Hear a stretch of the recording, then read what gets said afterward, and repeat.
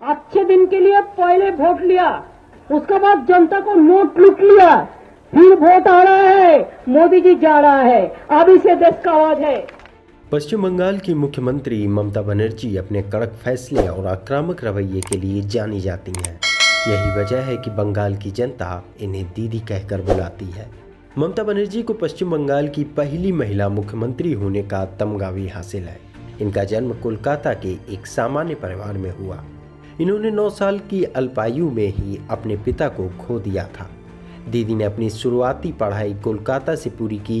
इसके बाद उन्होंने जोगमाया देवी कॉलेज से ग्रेजुएशन और कलकत्ता यूनिवर्सिटी से इस्लामिक हिस्ट्री में पोस्ट ग्रेजुएशन किया। इसके अलावा ममता बनर्जी ने जोगो सिकला कॉलेज से कानून में भी डिग्री हासिल की। 70 के दशक में ममता बनर्जी ने अपने राजनीतिक करियर की शुरुआत की थी। ये 15 साल की उम्र में कांग्रेस से जुड़ी। इसके बाद 1975 में इन्होंने महिला कांग्रेस की जनरल सेक्रेटरी की जिम्मेदारी संभाली। इनकी सकारात्मक कार्यशैली को देखते हुए 1984 में कांग्रेस पार्टी ने इन्हें लोकसभा चुनाव का टिकट दिया। इस चुनाव को वो भारी मतों से जीतकर दक्षिण कोलकाता की सांसद बनी। इसके बाद 1991 में कांग्रेस की ही टिकट से वो दोबारा लोकसभा की सांसद बनी। लगातार 2 बार जीत का तोहफा देते हुए कांग्रेस पार्टी ने इन्हें केंद्र सरकार में राज्य मंत्री बनाया।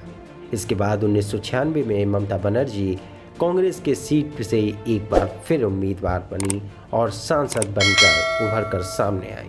लेकिन कुछ मतभेद के चलते 1996 में इन्होंने पार्टी से अलग होकर एक नई पार्टी तृणमूल कांग्रेस की स्थापना की। टीएमसी के गठन के शुरुआती दिनों में दीदी बीजेपी के कद्दावर नेता अटल बिहारी वाजपेयी की करीबी रहीं। यही वजह है उस वक्त बीजेपी ने इनको केंद्र सरकार में रेल मंत्री भी बनाया था।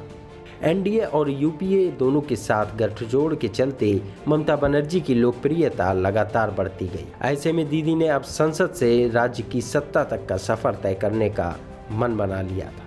उन्होंने बंगाल की तत्कालीन वामपंथी सरकार से सत्ता की चाबी हथियाने के लिए उनका खुला विरोध किया। 2005 में उन्होंने सीपीएम सरकार पर गरीबों की जमीन कब्जाने का आरोप लगाया। इसके बाद सिंगूर और नंदीग्राम के हिस्सों में दीदी ने सरकार की नीतियों के खिलाफ जमकर आंदोलन किए। इस दौरान उन्हें बीजेपी का भी भरपूर समर्थन मिला। भूमि अधिग्रहण कानून के खिलाफ ममता बनर्जी के इस आंदोलन का पश्चिम बंगाल की जनता पर गहरा असर हुआ। 2011 में व्यापक जन समर्थन को देखते हुए ममता ने बिना देर किए अपनी पार्टी को चुनावी मैदान में उतार दिया। चुनाव के बाद जो परिणाम आए उसने सभी राजनीतिक दलों को हैरान कर दिया। दरअसल इस बार तृणमूल कांग्रेस ने 34 साल सत्ता पर काबिज रहने वाली वामपंथी सरकार का किला ढहा दिया था। 2011 के इस चुनाव में टीएमसी ने पश्चिम बंगाल में कुल 184 सीटों पर जीत दर्ज की।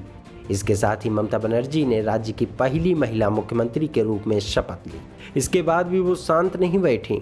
अपने विरोधियों का सामना करते हुए 2016 में वो दोबारा सत्ता पाने में कामयाब रहीं। पश्चिम बंगाल में ममता बनर्जी की लोकप्रियता इस बात से आंकी जा सकती है कि 2014 में प्रचंड मोदी लहर के बावजूद इनकी पार्टी लोकसभा की 42 में से 34 सीटें जीतने में कामयाब हुई। वहीं इस साल 2019 में लोकसभा चुनाव में भी उन्होंने मोदी सरकार को कड़ी चुनौती देते हुए 22 सीटों पर जीत हासिल की। कभी एनडीए की सबसे भरोसेमंद सहयोगी रही ममता बनर्जी आज बीजेपी की उतनी ही बड़ी विरोधी हैं।